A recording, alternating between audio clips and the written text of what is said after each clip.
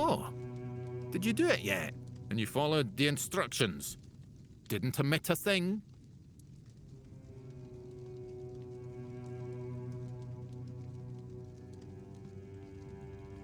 Yes. Well, I suppose it's not for everyone. Some people lack the necessary sophistication to be able to embrace it fully.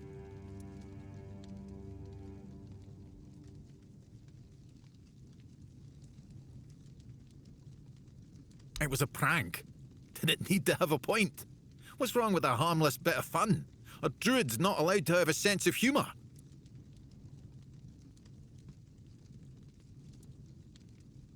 Ah, yes, because mass murder is an appropriate reaction to tricking people into preparing a meal for some long-dead druids. Is there something you need from me, or are you just here to spew hateful nonsense? Because I think I'd rather walk over seashell shards again than continue this conversation. That's impossible. There wasn't even any spell work involved. It should have been perfectly harmless. God's damned southern druids. I dread to think what they were doing in that place. Don't worry, it's probably nothing a good cleansing can't fix.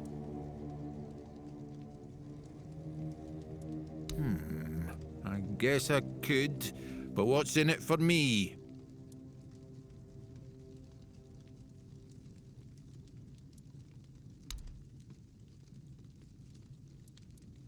Now you're talking. If you don't mind, I'll take my payment up front. Splendid. Meet me at the Cromlech.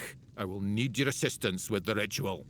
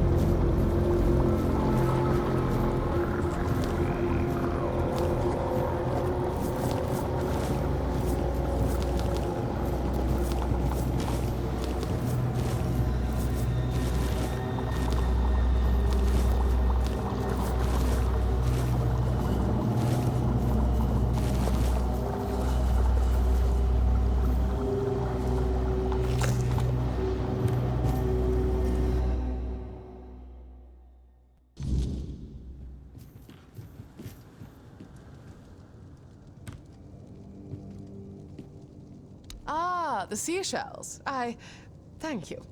You know, this might be the most humble gift I've ever received, but it could also be the most precious.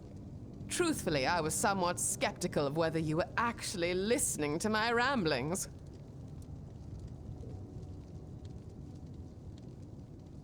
And for that, I am deeply grateful. I've always had the impression that Duncan became rather weary of my endless babble. Though, upon reflection, I confess I found his conversations equally tiresome. I'm sorry to cut this visit short, but there is something I simply must attend to as soon as possible. But I'd really love it if you visited again soon.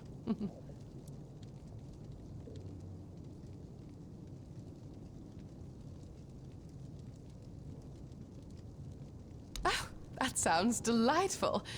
Just make sure it's somewhere picturesque, hmm? The South is supposed to be famous for its breathtaking landscapes. But so far, the only thing that's taken my breath away is the smell of fish. Oh, I know. When we came here with Duncan, I noticed a lovely little terrace overlooking the sea. We could go there, make it a proper outing. Maybe a picnic. That sounds charmingly provincial, doesn't it? Oh, I can't wait. Please, let me know when you're ready to set out.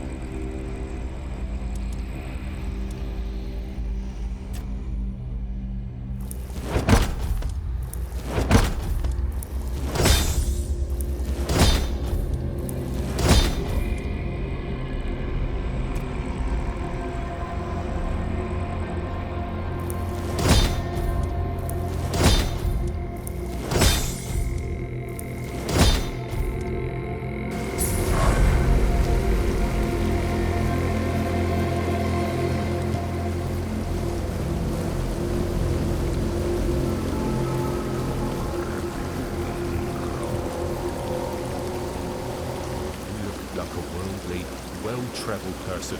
I'm not wrong, am I? Of course I'm not. Tell me. Would you be interested in some incredibly rare, mysterious and precious items?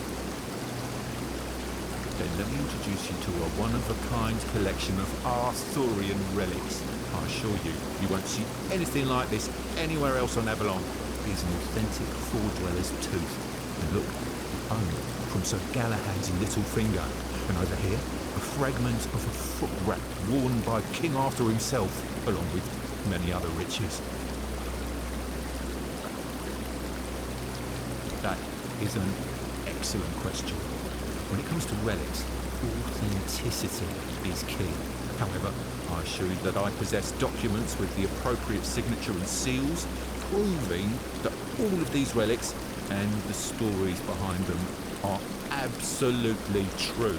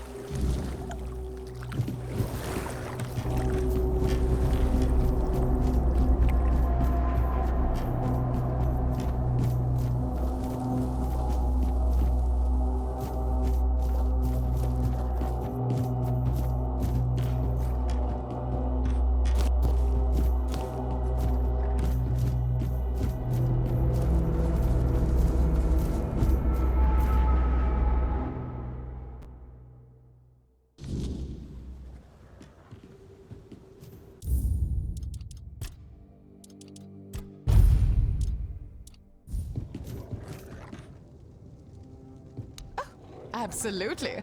I've longed to leave these four walls. Oh, I am terribly curious about where you have chosen to take me. Let's depart. I wish to waste no more time in waiting.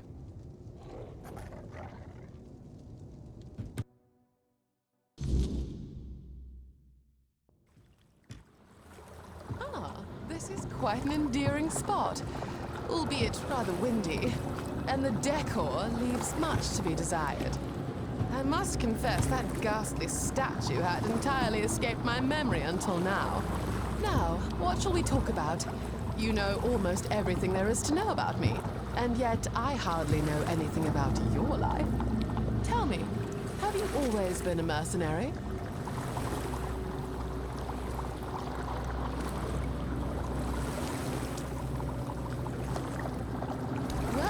You do have a strong presence.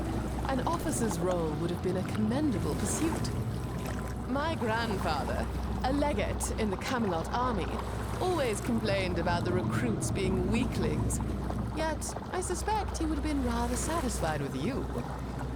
However, he was also very fond of yelling, and seldom entertained the opinions of others.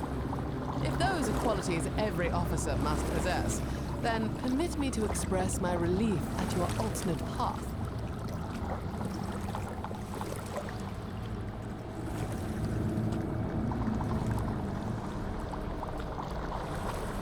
Are you insinuating that my grandfather failed in his duties?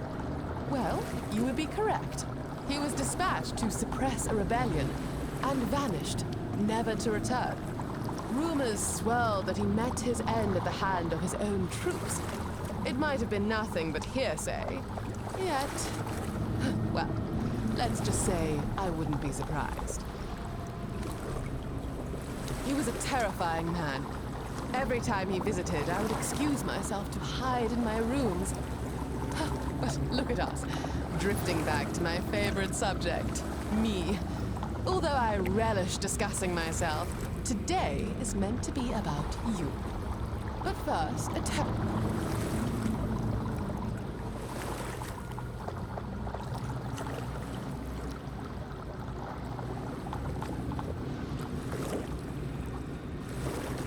Now, I must admit, I've been positively aching with anticipation to delve into the tales of your exhilarating escapades. Your life appears so fabulously thrilling. So, do tell me, what's the most exciting thing that has happened to you recently?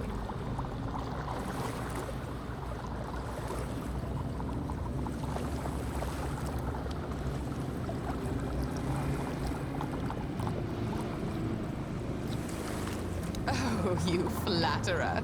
That's rather obvious, isn't it? No. Tell me about some of your real adventures, if you don't mind. Have you encountered any other captivating individuals?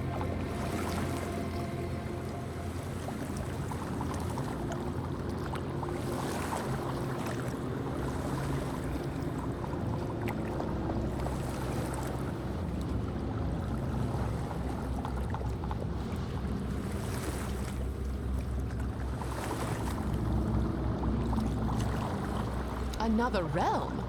That sounds almost too fantastical to believe. And yet, well, your life does seem to be rather peculiar. So, what did it look like? And the weirdness?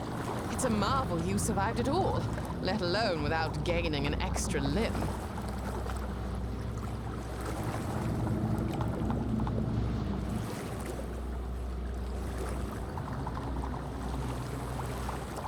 Well, that's the weirdness, isn't it? I may have been rather sheltered from it, living in Camelot, but I've heard enough to know one thing. It's wrong, twisted, not meant for us. But to think you've seen it and left relatively unscathed. Fascinating. If it's not too much to ask, I would love to hear more about this peculiar journey of yours one day.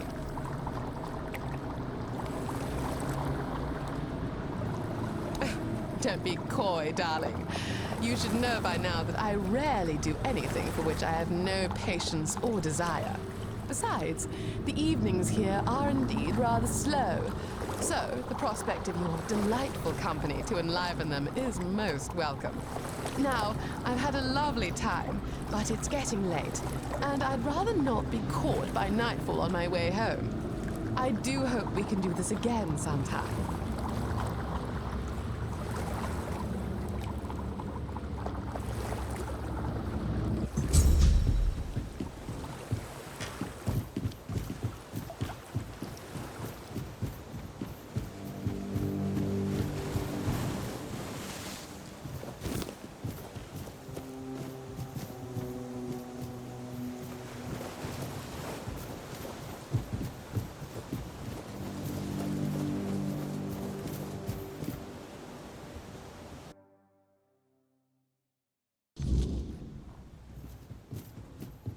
Oh, you've arrived.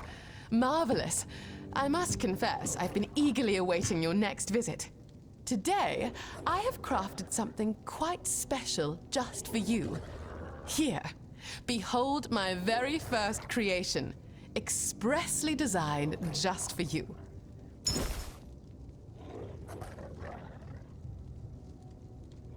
Well, yes, but not this one, my dear. This one is extraordinary. And not exactly fitting for the court, since, as you very well know, it was sewn together from rags. Nevertheless, I'm confident it will look splendid on you. Besides, I designed it to be practical as well as striking, so it should serve you well on your travels. What? No, of course not. Perish the thought. But I must confess, I've grown rather fond of you.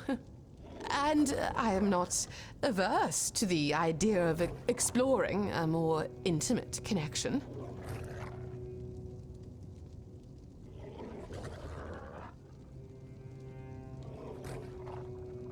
What? Certainly not. Don't be preposterous. Blushing is a pastime for the timid and unseasoned girls, not for a woman of my stature and breeding. Me blushing? The very thought. No. Really? You seek flattery now? Firstly, I must say, you are quite pleasing to the eye. There's a raw, untamed quality about you that I find absolutely captivating. Beyond that, I find your company immensely enjoyable. You engage with my passions, and you've given me a sense of purpose, something I've dearly needed. It may not seem like much, but to me, it's more than enough. Then I'm relieved to hear that. Well, if you'll pardon my boldness, I would not be opposed to a kiss. And then, perhaps we could see where the evening leads us.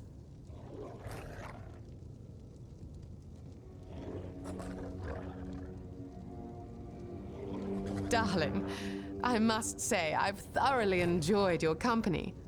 I do hope you don't have to rush off just yet. Do you, dearest?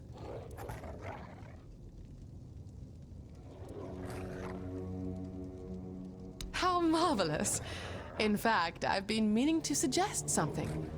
I've thought about this for a while, and this mansion is rather grand for just one person. I don't know if you already have suitable lodgings, but, well, I'm offering you one now.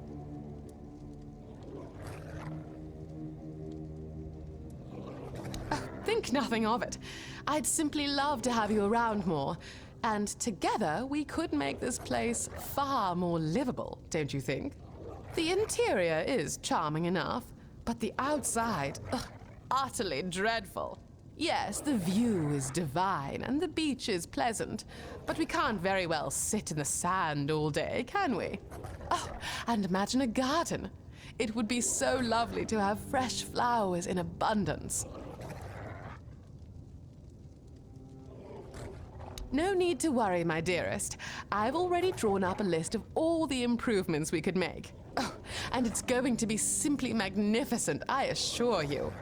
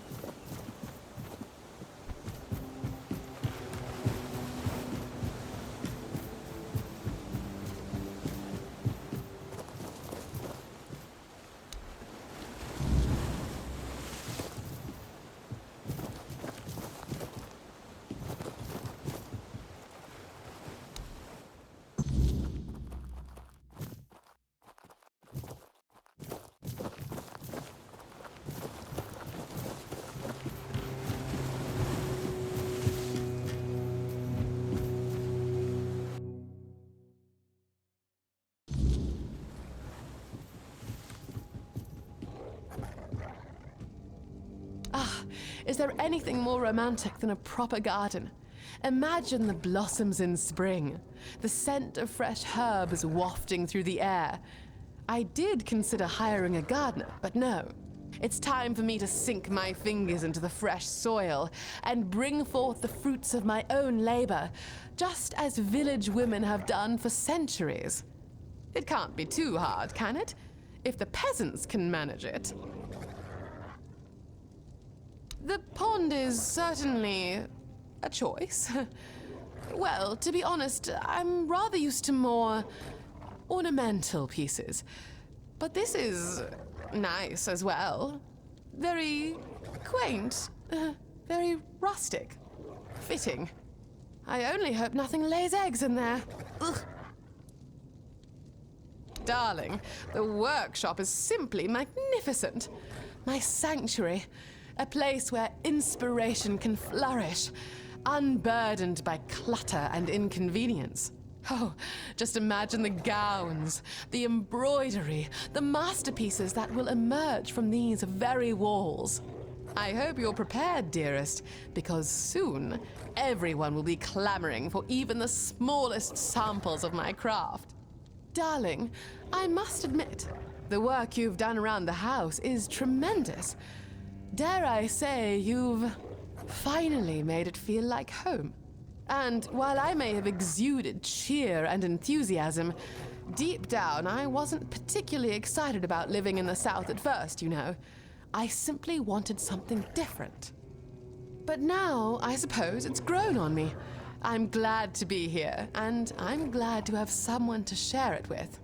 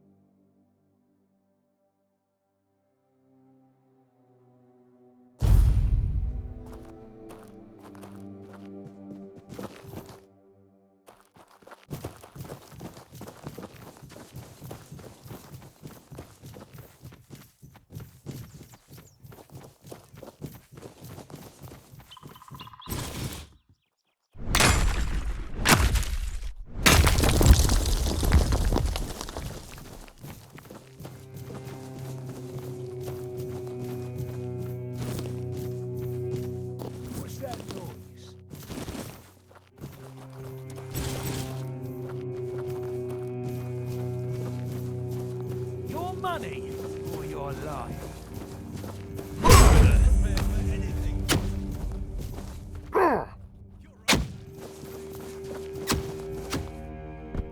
Will bleed you. I've had worse.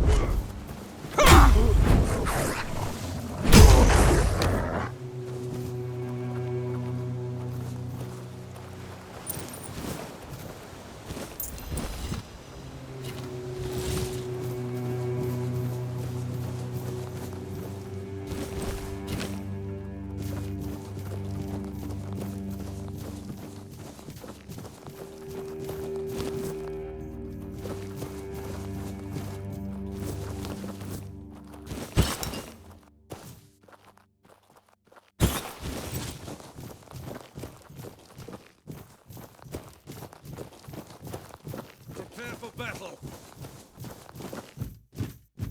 Your wealth is ours!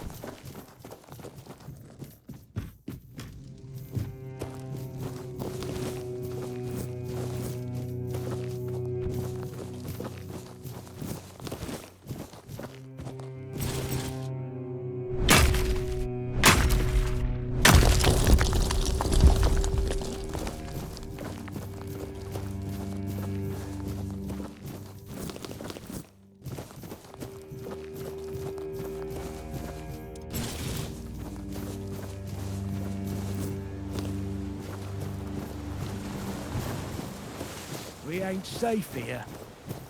Prepare for battle! I will bleed you! You're nothing but a...